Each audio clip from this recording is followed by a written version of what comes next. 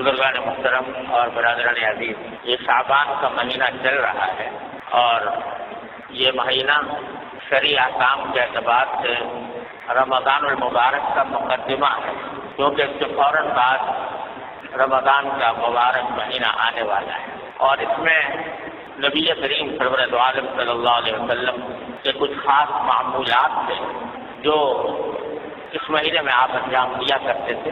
ان میں سے پہلی بات پہلے بھی عرض کی تھی کہ جب رجب کا چاند آپ دیکھتے تو یہ دعا فرمایا کرتے تھے کہ اللہم بارک لنا فی رجب و شعبان وبلغنا رمضان، کہ اللہ ہمارے لیے رجب اور شعبان کے مہینوں میں برکت عطا فرمائیے اور ہمیں رمضان تک پہنچا دیجیے، یعنی ہماری عمر اتنی دراز کر دیجیے کہ ہم رمضان کا مہینہ اپنی زندگی میں پالیں اور اس کی برکات سے بہرور ہو سکیں۔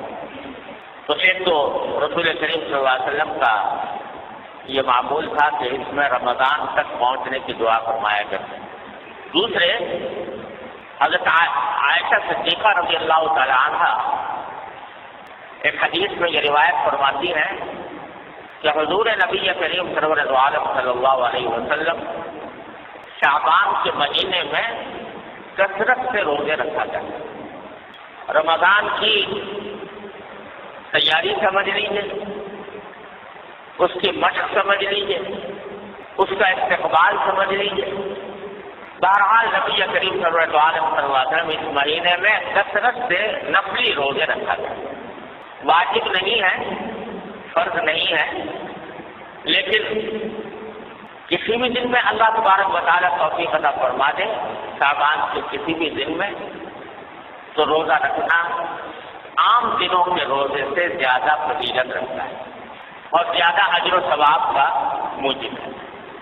کوئی تعداد مقرر نہیں، کوئی دن مقرر نہیں، بلکہ جس وقت بھی اللہ تبارک و تعالیٰ کی طرف سے توفیق ہو جائے اس میں نفلی روزے رکھنے چاہیے۔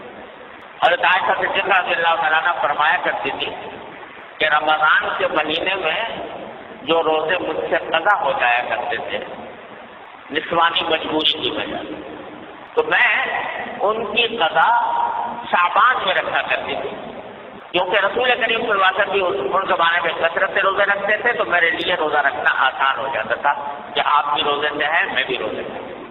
تو اس سے شعبان کے روزوں کی فضیلت معلوم ہوتی ہے۔ البتہ ساتھ ہی رسول کریم صلی اللہ علیہ وسلم نے یہ بھی بیان فرمایا، صحابہ کرام کو ہدایت دی کہ رمضان سے کچھ پہلے، ایک دن پہلے یا 2 دن پہلے روزہ نہیں رکھنا چاہیے، ایک دن پہلے یا 2 دن پہلے روزہ چھوڑ دینا چاہیے، روزہ نہیں رکھنا چاہیے۔ اس کی ایک وجہ تو یہ ہے کہ تاکہ انسان رمضان کا استقبال نشاط کے ساتھ کر سکے، پہلے ہی روزے سے کمزور نہ ہوگا۔ ایک وجہ تو یہ علماء کرام نے بیان فرمائی، اور دوسری وجہ جو اس سے زیادہ گہری ہے وہ یہ کہ دین اتباع کا نام ہے، اللہ تبارک و تعالیٰ کے حکم کی اتباع، نبی کریم سرور دو عالم صلی اللہ علیہ وسلم کے حکم کی اتباع، یعنی اس کی پیروی، حکم ماننا، حکم پر عمل کرنا۔ دین اس کا نام ہے، اپنا شوق پورا کرنے کا نام نہیں اور جذبات کی تسکین کا نام نہیں، بلکہ اللہ جل جلالہ کے احکام کی پیروی کا نام ہے۔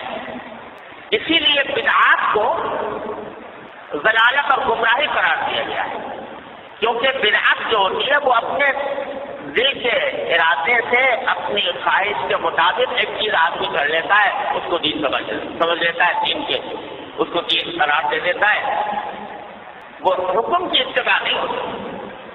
تو اس واسطے شریعت نے یہ حکم دیا کہ رمضان سے 1-2 دن پہلے روزہ چھوڑ دو۔ کیوں چھوڑ دو؟ اس لیے چھوڑ دو کہ اگر 1-2 دن پہلے سے روزہ رکھنا شروع کر دو گے تو گویا تم نے اپنی طرف سے رمضان کے روزوں میں اضافہ کر دیا۔ اللہ تبارک و تعالیٰ نے تو تم پر 30 या 29 रोजे फर्ज किए थे, उसी के साथ तुमने मिला दिया शाबान के आखिर के 2 रोजों को भी, तो अब आगे रमजान में तो रखोगे ही 29 या 30 रोजे, और अगर शाबान का 30वां भी रख लिया और 29वां भी रख लिया और 28वां भी रख लिया तो वो 30 न रहे 33 रोजे हो। ये अपनी तरफ से इजाफा हो, फर्ज के अंदर इजाफा हो। और शरीयत इस बात का बड़ा एहतमाम करती है कि कोई आदमी अल्लाह ताला के मुकर्रर किए हुए फराइज में कोई इजाफा भी ना करे, कोई कमी भी ना करे, इसलिए मना किया गया।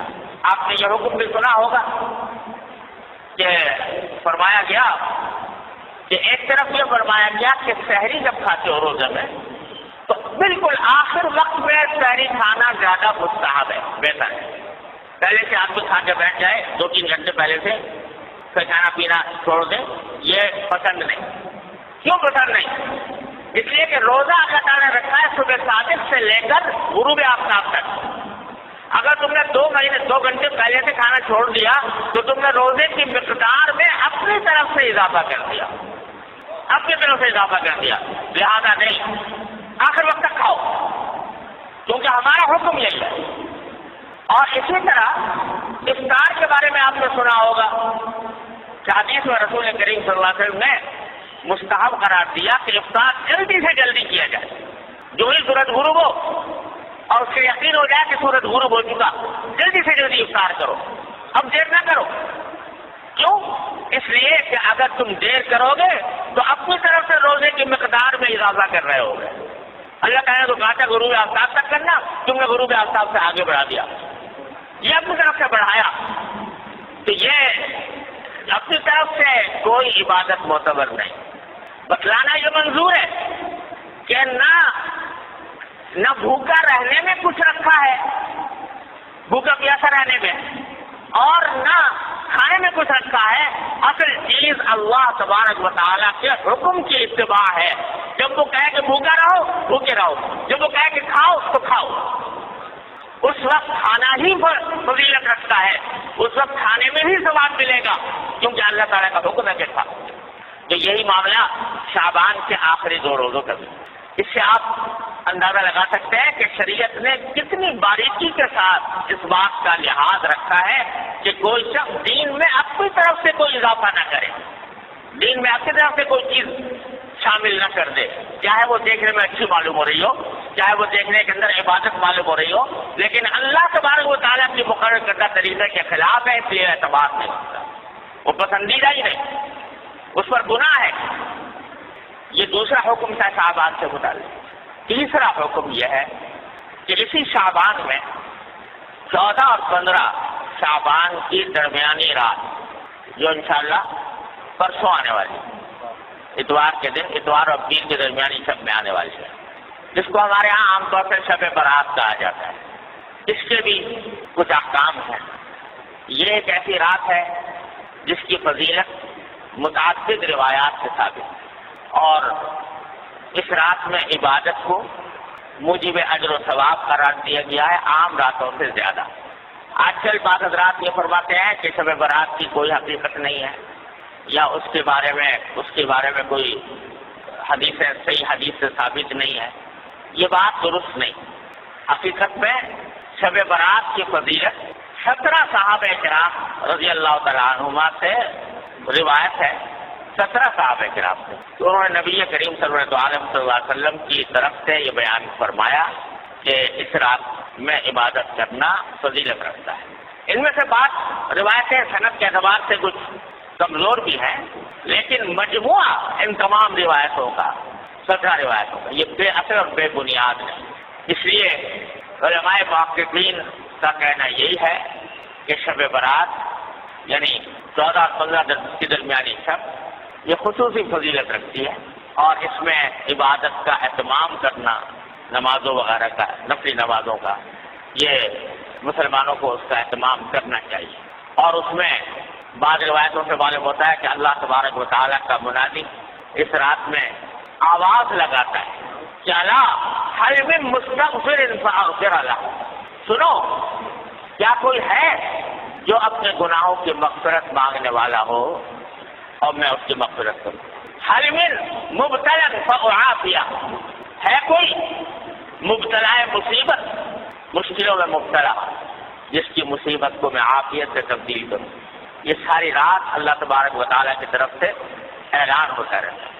لہذا اس رات میں جاگنا اور عبادت کرنا یہ عام راتوں سے زیادہ فضیلت کا سبب ہے۔ دعائیں کرنا بشرطے کہ وہ عبادت اسی طرح کی جائے جس طرح جناب نبی کریم سرور دو عالم صلی اللہ علیہ وسلم نے فرمائی، اس میں بھی اپنی طرف سے کوئی اضافہ نہ ہو۔ جیسا ابھی میں نے بتایا، مثالیں دی آپ کو کہ اپنی طرف سے اضافہ کوئی شریعت میں مقبول نہیں۔ کل محدث بدعہ وکل بدعۃ ضلالہ، ہر نئی بات جو انسان دین میں پیدا کرے وہ بدعت ہے اور ہر بدعت گمراہی۔ تو شیطان تو انسان کے پیچھے لگا ہوا ہی ہے، اس نے دیکھا کہ یہ رات فضیلت والی آنے والی ہے، تو اس فضیلت والی رات میں مسلمان متوجہ ہوں گے، اللہ تعالیٰ کی طرف رجوع کریں گے، عبادتیں کریں گے، دعائیں مانگیں گے، تو میرا تو گھاٹا ہو گیا۔ لہذا اس نے ایسے ایسے طریقے ایجاد کروا دیے کہ لوگ جو ہے عبادت سے ہٹ کر ان طریقوں میں لگ جائیں اور ان کی وجہ سے اس رات سے جو فائدہ اٹھایا جا سکتا تھا وہ نہ اٹھا۔ کیسے طریقے کر لیے کہ بھائی نماز پڑھو یا نہ پڑھو، شب برات کا حلوہ ضرور پکاؤ، وہ نماز پڑھو یا نہ پڑھو، عبادت کرو یا نہ کرو، لیکن حلوہ پکانا ضرور فرض۔ اگر کوئی نہ پکائے تو قابل ملامت ہی لے بھائی اس کے گھر تو شب برات کا حلوہ بھی نہیں پکتا، یہ بڑا وہابی ہے، یہ جو ہے ایسا کنجوس ہے، بخیل ہے کہ اس کے گھر میں حلوہ ہی نہیں پکتا۔ اب کوئی خدا کا بندہ پوچھے کہ بھائی حلوے کا کہیں ذکر قرآن میں حدیث میں صحابہ کرام کے تعامل میں کہیں ہے کہ بھائی شب برات کے دن حلوہ پکنا چاہیے؟ نہ قرآن میں اللہ تعالیٰ نے فرمایا، نہ نبی کریم صلی اللہ علیہ وسلم نے ارشاد فرمایا، نہ صحابہ کرام کے عمل میں کہیں اس کا کوئی دور دور کوئی نشان نظر آتا ہے، مگر یہ حیاتی بات اور اس کو فرض اور واجب سے زیادہ ضروری قرار دے۔ کوئی پوچھے بھائی حلوہ نہ پکاؤ یہ بدعت ہے، ارے بھائی حلوہ پکانے میں کیا ہے؟ حلوہ کوئی حرام چیز ہے؟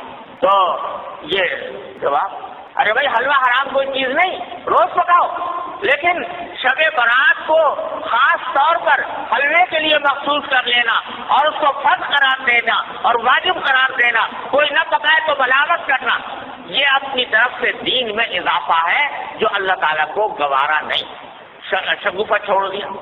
دوسرا اس سے زیادہ خراب کہ بھائی شب برات میں آتش بازی ہونی چاہیے، الیاذ باللہ العظیم، اس میں لاکھوں روپیہ آگ میں جلا دیا، آتش بازی ہو رہی ہے اور آپ جانتے ہو کہ اس آتش بازی میں جانے کتنے بے گناہوں کی جان لی ہے۔